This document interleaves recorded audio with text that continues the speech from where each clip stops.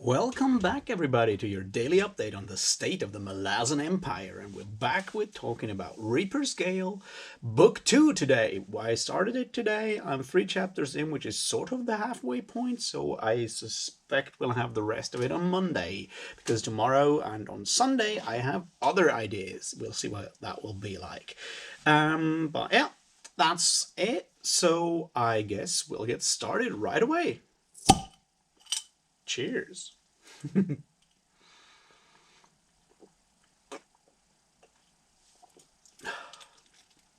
All right, so we are still in Letheras, and we still haven't met the Malazans. I mean, except obviously Tuck the Younger, whom we met like a couple of chapters ago, which I totally didn't mention here in these videos. Good of me, right? Anyway, so we still have like the main conflict things going on, which is the hunted with Serenpedak and so forth. On their way, we have the whole situation in Dreen, and we have the situation in Letheras. Also, we still have sometimes Shurk Elal with her pirate stuff going on, but it's still slow going there, but fun because pirates, right? So let's go through those 3 and see what amazing new things happened in each of those. And I don't know where to start. Let's start with the fun bit. The fun bit is with the hunter, with Serenpedak and Udinas and so forth. I know you wouldn't think that the funny part would be with someone like Udinas, but the discussion that Udinas, Fear, and Serenpedak have on the whole, like on the hero's journey and mythology and legends and stuff like that is once again really interesting. First of all, there's another like direct jab from Udinas at this idea of the hero's journey when he talks to Fear about him having to descend into the belly of the beast, or whatever he calls it, snake's den, whatever. But that's once again a direct kind of jab at Campbell's hero's journey. The chapter in his book, A Hero with 1,000 Faces, is called The Belly of the Whale, because obviously he wants to make the Jonah association there, and why wouldn't he? But then the interesting thing for me, the fun thing for me, was the long part where Udinas tells the story from his point of view. And I found that one interesting because it felt to me very much like a direct kind of, not, I don't want to say homage, but more you're kind of poking fun at the whole concept of your average Dungeons and Dragons like tabletop role-playing game. Because what he describes is basically the answer to that big question that plagued a lot of the traditional games after a while, because your old school Dungeons and Dragons is very much about going into a dungeon, going down all those levels, finding treasure, going out again.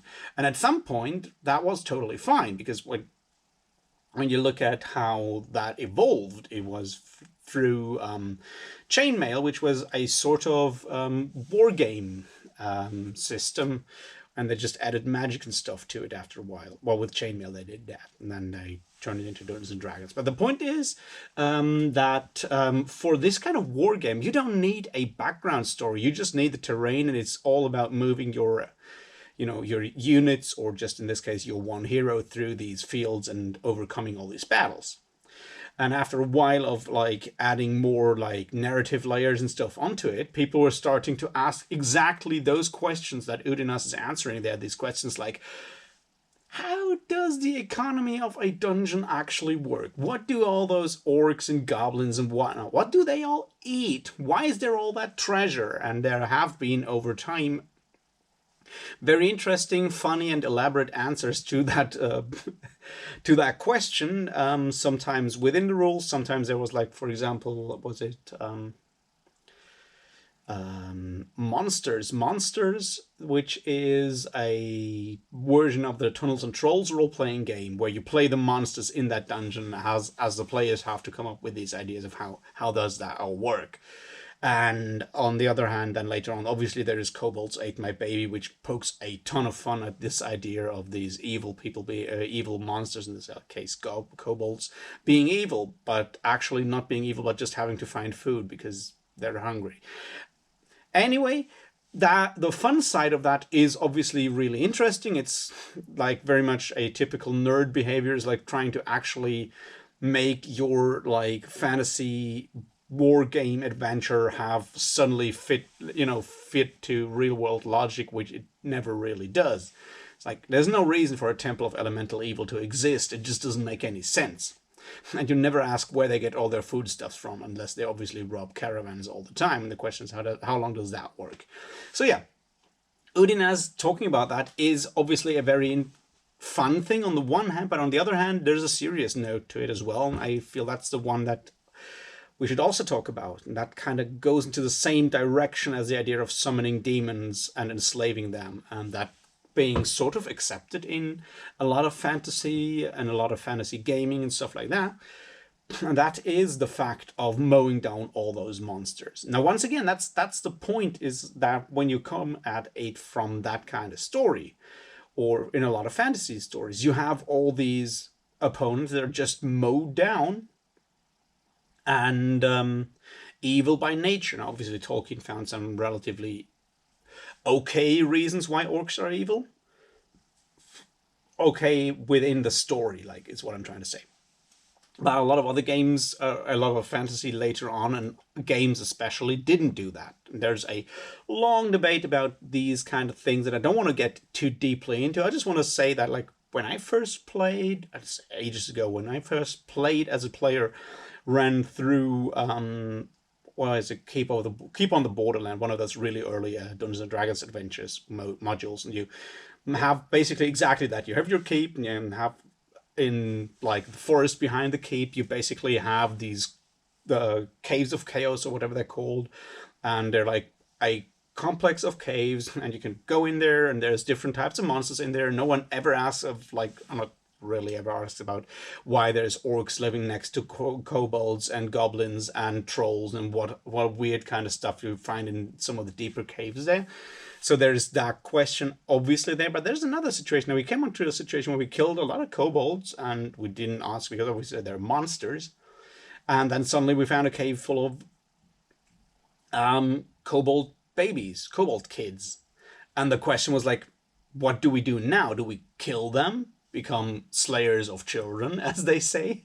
Or do we leave them alone? And, like, I don't know, 2 years later, we have a new infestation of kobolds. And the sad part with this is not that we discussed it. The sad part, like, when I reflect on it now, is that we had no issue with going in there as adventurers, or murder hobos, as we say in the trade, as heroes, to go there and slaughter all the others without even, starting to even try to talk to them, because this idea of certain people being evil because they're like the denizens of the dungeon, so they have to be evil. That is so ingrained in a lot of fantasy over time. It's once again, it's sort of the same with Tolkien. When you read, I don't know, The Hobbit, and they are enter that the Misty Mountains and are captured by what Tolkien still calls goblins at that point. And it's like no one ever asks about why are they there, and they're just evil. So it's totally fine to mow through them. And what Udinas does there is he humanizes those people, because he gives them motivations to just live there. They have to figure out how to actually survive every day, because that's their daily lot. They're just the same as your average peasant or city laborer or whatever, your average person, because they just have to try to make a living and get through the day. And then suddenly heroes come in and slaughter everyone, because unfortunately their job is to be evil. And humanizing them in a way is very important, because the idea of having someone who is evil by nature, and thus it's okay to kill them, is a very, very problematic idea indeed, that we probably should. I mean, I guess y'all can see where that idea goes if you suddenly decide that a whole species or whole people is evil by definition, and it's okay to mow them down. That's a very dark place indeed that you go to if once you accept that kind of thing. Which kind of leads us directly into Letherus. Isn't that fun? No, it's not.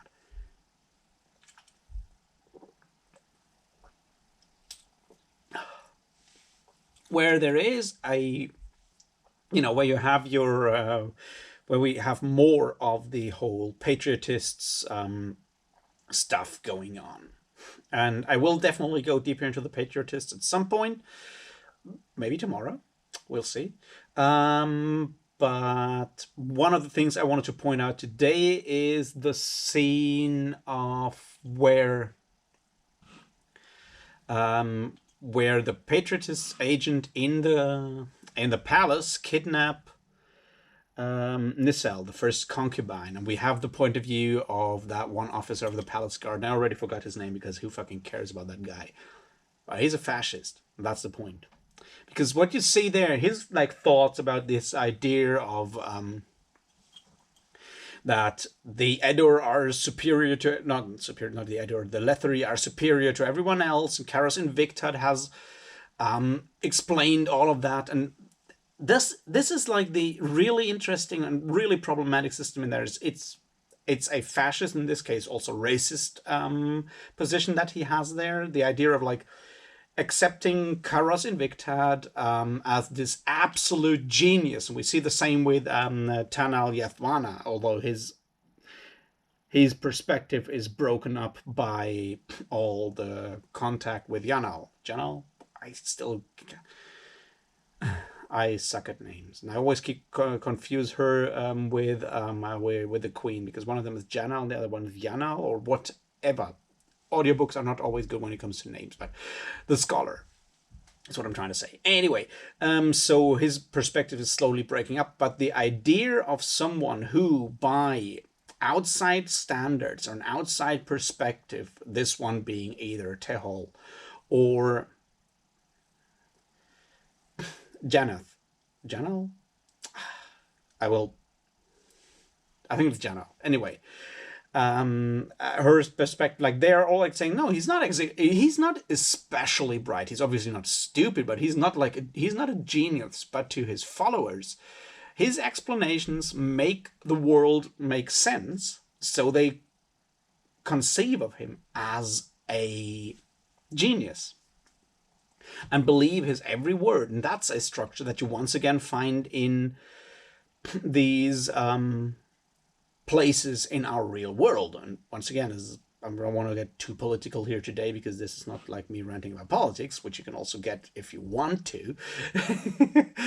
But the idea that you have that suddenly that explanation, and then a whole group of people follows that simple explanation that is very much about dividing the world into the good that can be ruled and the evil that need to be exterminated, and have that's inherently fascist and has dire consequences, especially in our day and age, where it's so much easier to, for such people like Karos Invicta to actually propagate their ideas to a listening and eager audience. So that's, I feel, one of these aspects of the patriotist Letherii system that should give us all a lot of pause, I guess.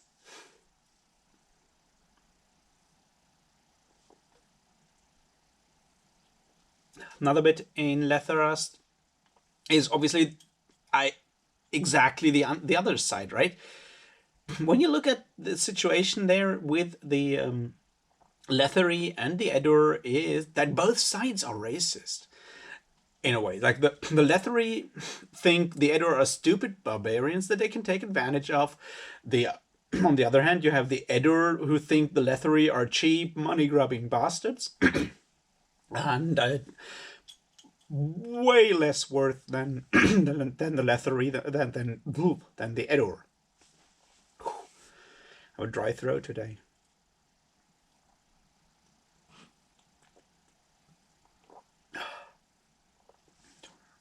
All right.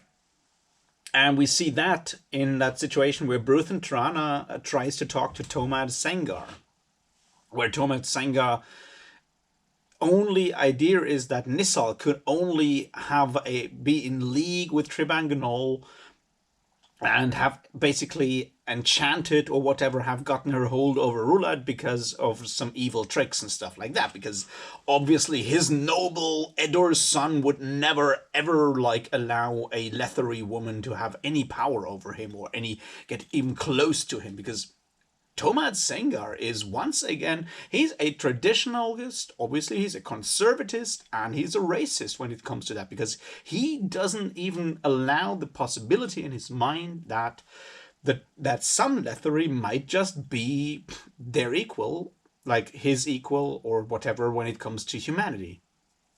Or in that case, obviously, superior to him, because he doesn't have any access with his son anymore. So there's that.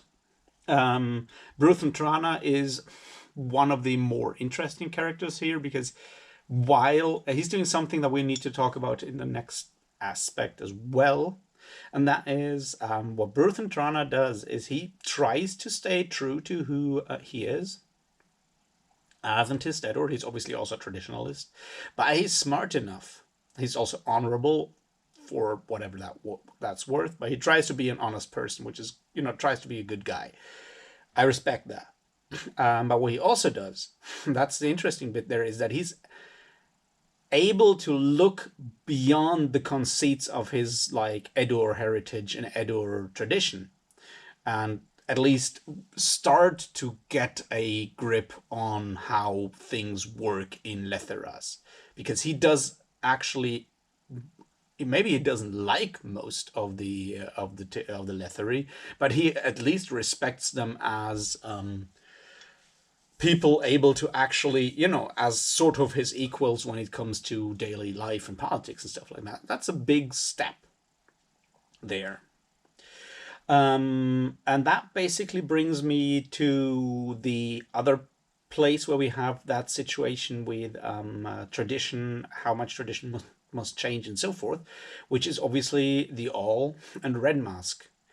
And we have that long discussion between Tok, and we have that discussion between Tok and Red Mask about the singing, the songs of the All, which are without any words. They're just like notes sung, and the notes and the rhythm or the tempo of the songs and the note changes are used to then put beads on a string in a specific pattern, which is the pattern to tell a specific story or do something specific. It's their way of keeping records. And the argument there is that since words would change their meaning over time, but melodies and songs that are without words don't, through this thing they can actually keep the truth of a specific song the same forever, unlike with something that has words, which, as Tok the Younger points out, change their meaning over time. And what Red Masks has accepted is that his people need to change up to a specific point when if they want to have a chance against a Lethery, which, because words don't work, his way to explain that is to say to Tok that he needs a new song, and Tok is the one who should help him write that song. Tok then goes back and says, all right, I'll do that. Not about the Grey Swords who he was with when he arrived on that continent, but the army that he originally belonged to, which was obviously the Malazan army, more specifically the Bridge Burners. I mean, not that company specifically, but sort of, but you know what I mean. And he's going to write the Song of the Malazan Army, or the Song of the Bridge Burners, which got quoted in Gardens of the Moon or Deadhouse Gates. And the specific quote of Tok the Younger, the Song of the Bridge Burners that we have there, and I think it's actually Deadhouse Gates, I don't know, is the quote about the dust on the horizon that can be blotted out by the palm of your hand. And that's exactly what Tok says to Red Mask in this chapter, chapter 8 or 9, 7 or 8, I guess.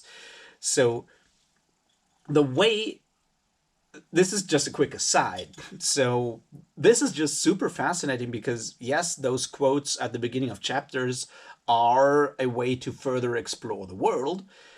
And this is one of the few where we first actually get the quote from what's his name? From Tok, which is sort of a foreshadowing of an event that we also then later on have like witness through Red Mask's perspective, I guess.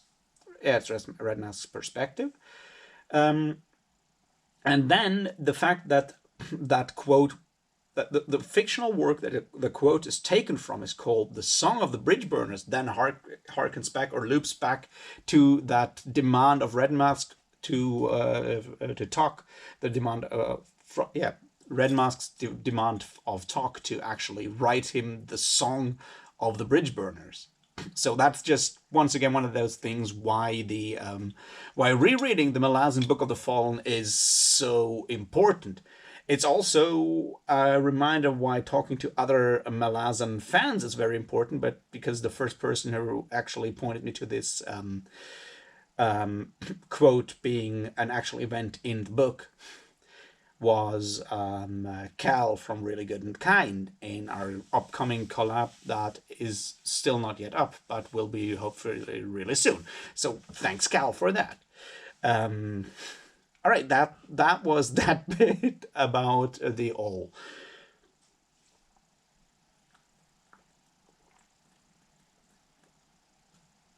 The other bit about the all, I feel, is something that goes deeper, and I'll look back on it in later chapters and later videos, is to compare the Edur and how the Edur behave and what happens with the Edur, and compare that to the all and how they work and what happens there, because there's a parallelism going on there. Both at the beginning of their individual story arcs, if you want to call it that, are threatened by the lethery. Both also realize, or we realize, that peace with the lethery is not really possible. They're both like super traditional cultures. They're basically stuck in their very traditional ways. They are not expansionist whatsoever, but they are facing an expansionist society, which is the Lether Empire. And even though you might, and that's the big problem that we have there. It's like, how do you actually stop the threat of an expansionist empire next door? Because a peace treaty will never last long, because the Lethery, by the way their capitalist society is built up, they are dependent on continuous growth and expansion. So any kind of compromise will be broken by the Lethery sooner or later. And we know that. It's the thing that we see at the beginning of Midnight Tides. Troll realize it. Han and Massak realize it. It's clear. It's like, this doesn't work. Seren Pedek definitely realizes. It's like you make a new treaty and it's going to get broken again, because the Lethery can't not break those treaties over time, because they have to go and expand. And the answer of Han and Massak originally was to get that sword and thus make the invasion so threatening that that the Lethery would not do it. Would that have worked? We don't know. The answer then was obviously of Rulad to conquer the entire Lether Empire, which also didn't really work, because it mostly didn't change the Lethery, but it definitely changed the Edur completely. We see that right now going on, how they basically fail while winning their military victory. And now we see the all in the same situation. They also know that they have like, they can't just get a compromise with the factor in Dream. That's not how this is going to work. It has to be war. The question though is, what are they going to do? Can how much, like, how does it help Red Mask and the All to fight the Leathery Edur army to a standstill? How does that help? Is what's the goal there? How would that work out? Because basically, your only option with that kind of continually growing expansionist empire next door, it's basically like a cancer, right? You have to completely annihilate it, or it will come back and come back and come back, come back and again. So the question there is there any way for a society, a traditional culture, a traditional non-expanding society, not non-expansionistic society, a culture that is turned inwards, as it was said before by Trollsinger, I feel. Can such a culture survive, such a society survive next to an expansionist society? Is there any way to find a compromise there, right? That's the question. And now we can watch what the All are trying to do there, what Red Mask is doing for the All. Obviously, he doesn't have a cursed sword, but he has two very smart dinosaurs with swords and stuff. So, like Kachan Jamal, obviously. So there's that. Will it work? We'll see in the next couple of videos, I guess. But I just wanted to point out that parallelism of the situation of the All and the Tistedur and their approach to it. All right, there's that.